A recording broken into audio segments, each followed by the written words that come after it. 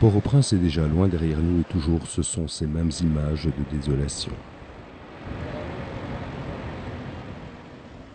Parfois spectaculaires mais peu meurtrières, comme sur les routes de montagne.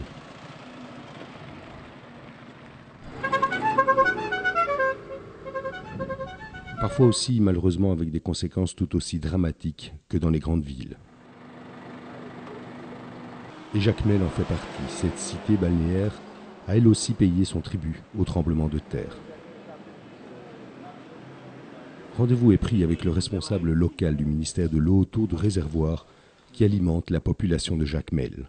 C'est simplement au niveau des vannes qu'il y a des difficultés qui font que l'eau maintenant a un degré, disons, d'impureté qui peuvent nuire à la santé de la population.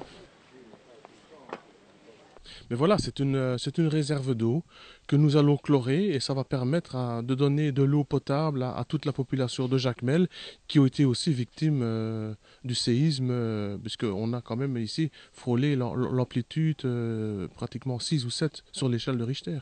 Important, ça va permettre de chlorifier l'eau, mais d'une manière durable.